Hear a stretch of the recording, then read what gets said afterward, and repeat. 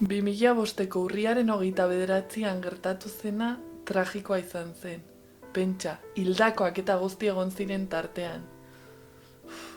Gogoratzea ere. Polizia etorri zen eta herrian kazgora jarri zuen, baina egia da egun gutxiren bueltan kasua itxi zuela ezer argitu gabe.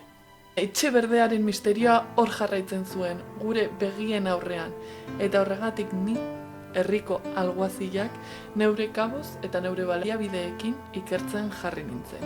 Herrikoak elkarrizketatu nituen, dokumentuak jaso nire oharrekin horri pila bete nituen, eta froga guzti horiek karpeta batean bildu nituen, eta udaletxean nuen bulegoko kaxoi batean utzi nuen.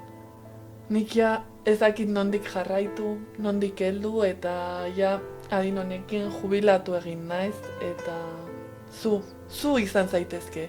Zure esku dago orain etxe berdearen misterio argitzea. Kaixo ekipo, zer modu zaudete? Beti bezala, hemen Iruñe Arkakuso eta gaurkoan etxe berdea liburua aurkeztera nator. Aurkeztera baino, komentatzera.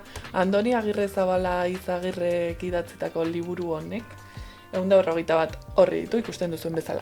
Oso fina da, eta tita batean irakurtzen da, nik uste asteburu batean edo igande batean irakurri nuela, ze pilo baten gantzatzen du, eta Erein argitaletxeak argitaratutako misteriozko novela honek hasieratik harrapatzen zaituela esango nuke. Gainera oso kontakizun edo narrazio originala dauka, ze hasieran ikusi duzuen bezala alguazilak bildutako frogetatik joango gara gu irakurleak misterioa ikertzen eta gertatutakoa argitzen. Beraz, badakizue, misterioa gustoko baldin baduzue, misteriozko ikusentzunezkoak, hau da seriak, telefilmak ikusten gozatzen baduzue, badakizue. Hurrengo liburua, Etxe berdea.